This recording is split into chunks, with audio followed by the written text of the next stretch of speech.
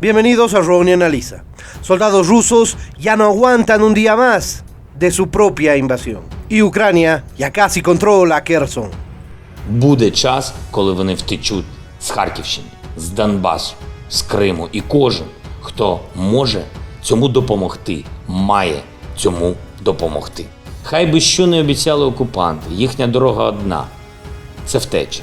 В кращому випадку, якщо встигнуть. Ми вигнали російську армію з північних областей. Ми вигнали окупантів з нашого Зміїного. Вони вже відчувають, що настав час тікати з Херсона і загалом з півдня нашої держави. Це питання, яке турбує абсолютно усіх. Коли закінчиться війна?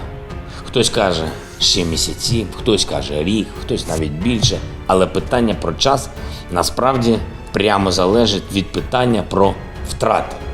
Про втрати, яких зазнає Росія. Чим більше буде втрат у окупантів, тим швидше ми зможемо звільнити нашу землю і гарантувати безпеку Україні. Якщо майже 43 тисячі загиблих російських солдатів не переконують російське керівництво, що їм треба шукати, як вийти з війни, значить потрібно більше боротись, більше результатів, щоб переконати. Тільки за одну минулу добу окупанти втратили 10 бойових літаків, 9 в Криму і ще один на Запорізькому напрямку. Збройні сили України, наша розвідка, наші правоохоронні органи не залишать без відповіді сьогоднішні російські обстріли Дніпропетровщини. 13 людей загинуло внаслідок удару окупантів по Марганцю. Ще більше десятка поранені. El caos entre las tropas rusas es la situación normal y común en los últimos días. Pero también desde el inicio de la invasión misma, los errores de previsiones, la falta de una logística adecuada, la baja moral en las tropas y el mal estado del material militar llevaron al ejército ruso a un número de bajas terriblemente alto que nadie, ni siquiera la misma Rusia, puede soportar de manera correcta. Según la inteligencia militar ucraniana, desde el inicio de la invasión, el 24 de febrero, han fallecido cerca a 42.000 soldados rusos. Pero sabemos que los políticos del dictador Putin solamente reconocen que fueron algunos cuantos miles, ni siquiera dan una cifra exacta, mientras las madres de los jóvenes rusos que han perdido la vida por las decisiones de su dictador tirano siguen protestando de manera silenciosa. Aunque la propaganda rusa trate de ocultar la muerte de combate de muchísimos soldados, las evidencias de la catástrofe humana que se está produciendo en el ejército ruso se acumulan día a día y la realidad es ya prácticamente un secreto a voces en toda Rusia, donde la población es cada vez más reticente, poco motivada, es más, incluso opositora a unirse al ejército de voluntarios de Rusia y mucho menos a que continúe esta absurda invasión en Ucrania. Los servicios de inteligencia ucranianos interceptaron recientemente una serie de conversaciones entre soldados rusos y sus familias en las que se pone de relieve la carnicería que los rusos sufren en sus filas. Todos los días pierden una cantidad enorme de soldados, ya sea heridos o que pierden la vida o que desertan.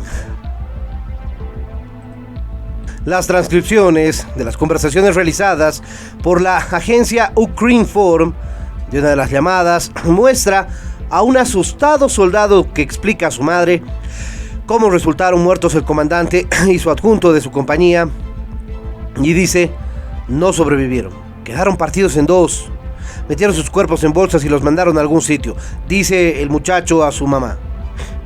El soldado habla también del gran número de muertos entre los soldados rusos y le advierte a su madre que no se crea lo que dicen por la televisión rusa porque no cuentan la verdad de la guerra. Y la madre responde: claro que no cuentan la verdad. Si la contaran la gente se amotinaría, dice. La unidad con la que combatíamos, dice el muchacho, tenía 300 heridos, casi todos sin brazos ni piernas. Continúa el soldado en su narración de los hombres de la guerra. Ahora no tenemos suficientes soldados para seguir avanzando. Actualmente nos mantenemos a la defensiva, dice. Por el momento aguantamos. El soldado, además, insiste en la poca formación de los combatientes rusos. Muchos están viendo una batalla por primera vez en su vida y tenemos muchas deserciones. También advierte de lo que sucederá si la guerra continúa el próximo invierno. Y estamos a tan solo 4 meses del comienzo crudo del invierno. Y dice, si esto no se calma antes del invierno, será un infierno. En la conversación, la madre del soldado se revela enfadada con el gobierno ruso por la guerra y dice, ¿cuántos de nuestros jóvenes como tú morirán? ¿Para qué? ¿Para que nadie pueda entrar a Rusia? Eso demuestra un análisis que hacen muchos ciudadanos rusos y que ven la estupidez de esta invasión, que no tiene ningún sentido, que es el capricho de su dictador y que lo único que está haciendo es perder una generación importante de jóvenes rusos. Sí, son más de 40,000 y tal vez muchos más los que ya se han perdido en la invasión a Ucrania. En otras conversaciones registradas por los servicios de inteligencia ucranianos se reconocía que parte del armamento ruso está obsoleto y tiene que descartarse. Además, la artillería rusa falla con frecuencia. Sus objetivos terminan bombardeando sus propias posiciones o explotando en el lugar.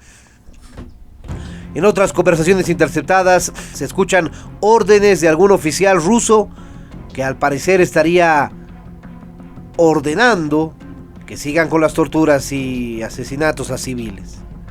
Terrible situación, lamentable, pero eso es lo que sigue sucediendo hasta el día de hoy en Ucrania debido a la invasión rusa.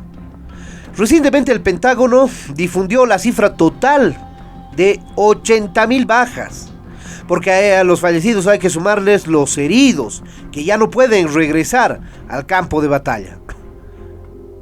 Y como ya no pueden regresar, son básicamente bajas en el término de las acciones combativas. Afortunadamente no son vidas de jóvenes perdidos, porque toda vida es valiosa, aunque sean los soldados rusos protagonistas de la invasión. No se espera que se pierdan así. Probablemente hayan muchos de estos que fueron responsables de los crímenes de guerra que se produjeron en Ucrania, pero para eso se requiere un proceso judicial. De todas maneras, 80,000 soldados que ya no pueden ser ni seguir en la invasión rusa, básicamente es cerca a la mitad de la cantidad de soldados que fueron preparados para ir a Ucrania por parte de Rusia. Eso demuestra por qué Rusia no puede seguir avanzando y por qué Ucrania se está acercando cada vez más a controlar Gerson y tal vez también Zaporilla. Washington respaldó así el llamado del gobierno ucraniano a establecer una zona desmilitarizada en la central de Zaporilla, ocupada actualmente por las tropas rusas, pero operada todavía por su personal ucraniano. Además, la ONU ha advertido de un posible desastre nuclear si continúan los combates en esta zona. Los bombardeos rusos mataron el viernes a 3 personas en 2 incidentes distintos en las ciudades ucranianas de Kramatorsk y Zaporilla, según las autoridades locales. Los ucranianos siguen viéndose obligados a evacuar y algunos expresan su preocupación por los bombardeos cercanos a la central nuclear de Zaporilla. Conocemos el resultado de la radiación y también las consecuencias que puede tener si ocurre algo. Tengo miedo por mis padres, por mí misma. Quiero vivir y disfrutar de la vida en esta ciudad. De hecho, esta es una ciudad preciosa porque la gente de aquí es muy amable. Me gustaría que todo esto no sucediera. Da miedo.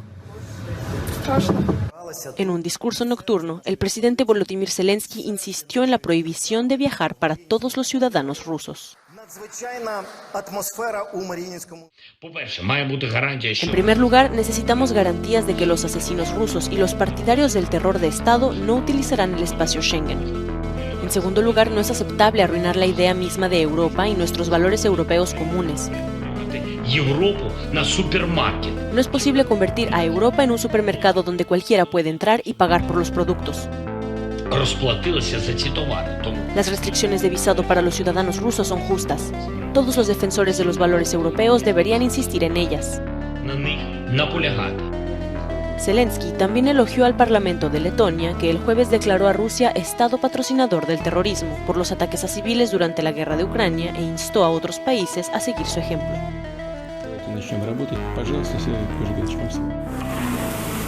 Letonia declara a Rusia Estado patrocinador del terrorismo por la invasión de Ucrania. El Parlamento letón ha aprobado este jueves una resolución en la que pide además la suspensión de la emisión de los visados de turismo, tanto para los ciudadanos rusos como para los bielorrusos. La declaración, que denuncia los constantes objetivos contra civiles por parte de las tropas rusas, ha recibido el voto a favor de 67 de los 100 diputados de la Cámara y ninguno en contra.